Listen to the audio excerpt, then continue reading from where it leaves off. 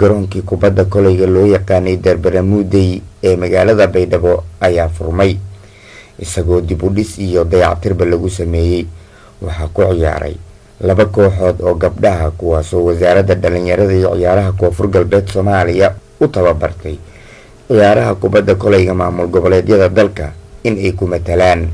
gabdhaha u safan labada kooxood ee ku ciyaaraya garoonka iyo kuwa daawanaya marka laga reebo 1 iyo 2 sida idin muuqata waa kuwa weligood arag garoonka Darbanamuudey ama u soo joogay isagoo gabdha kubadda kolayga ay ku ciyaarayaan xilligii dawladii dhexe ee Soomaaliya. ciyaartoo ahayd mid finaal ah waxa ay dhex martay laba kooxood oo kala watay magacyada Horseed iyo Xidigaha Koonfur Galbeed. waxay soo bandhigeen ciyaar xiiso badneed oo qancisay dadweynihii u soo daawasho tagay walow aqoontay u leeyihiin ay yarayd misna waxaa ku cusbaa inay arkaan gabdho ciyaaraya kubadda kolayga waxayna guushii u ahaatay gabdhaha ku ciyaarayay magaca kooxda Horseed. Mayla raadi eedan kuma hadnaqay inta taageeragay hayti intii kala oo horjeed dhato beedi eeda mayla raan kuma hadnaqay mahargaarasiya kolayto alxamdulillah shukrla guuli hagilahay ku qornayti walaw dhankaan ahaati guul walaanyaga inuu isla tartamaanayna ma rajeey inuu sabran kolay guul hadii nigeegalana bariyay inuu lahaadaan rajeeyan تيجي كله كله بما لا رأي دي هذا سين كم حنا نقي أنت تاجر جاين هايان كفرح سنة كله كوب كنت أنا قاعدين قبل دور Koonfur Galbeed ما إنك باقي بقولك كيشو مثلاً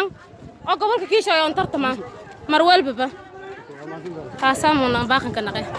لوليسا قاعدنا وكمدا ورد بلشة ريد كايا مركي أي عيارة سوق جبودي له ذاك تور بعين تدلسن درين كذا كو آدن عيارته يصدن سنة كدب قبلها كوبادا كوليجا oo ku ciyaaraya garoonkii caanka ahaa ee Darbanamuudey. meeluna ka soo kulmay buwaameel ilaa raay Darbanamuudey taniya burburkii oo dawladda Soomaaliya dhatan meel raayis wajah ku furmay tartan dhaxeeya haweenka Koonfur Galbeed kaas oo meel raayis tartan xoogan dhaxmari baryaalkan meel inta meel raayis ka tartamayeen xaafadda Horseed iyo KGS gabdhaha shalmatalaayeen ana soo geega guul ka ratay meel raayis xaafadda Horseed may balaha barnaamijkan barnaamij eedan qurux badan oo barnaamij eedan faylo barnaamij dhiirigelin ah.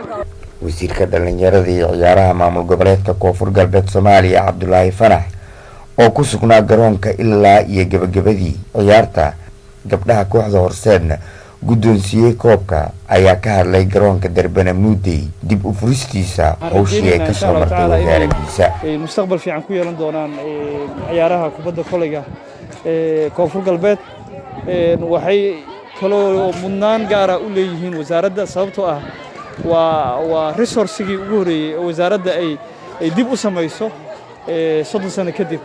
aad u maasantiin muddo sanooyin ah garoonkii kubadda kolayga Darbanamuudey Baydhabo ayaa ku soo noqday sidii uu ahaa 80kii taasoo ay horseed ka tahay wasaaradda dhalinyarada iyo ciyaaraha Koonfur Galbeed Soomaaliya. waxa uu maanta noqday hantidii dadweynaha Koonfur Galbeed waxa uu helay dawgii berigii hore loo dhisay taasoo ahayd in lagu ciyaaro kubadda kolayga dadweynuhuna u soo daawasho tagaan si mid waliba kooxdiisa sacab ugu garaaco guul iyo guul darro. Mukhtaar Sheekh Aadan Dalmar.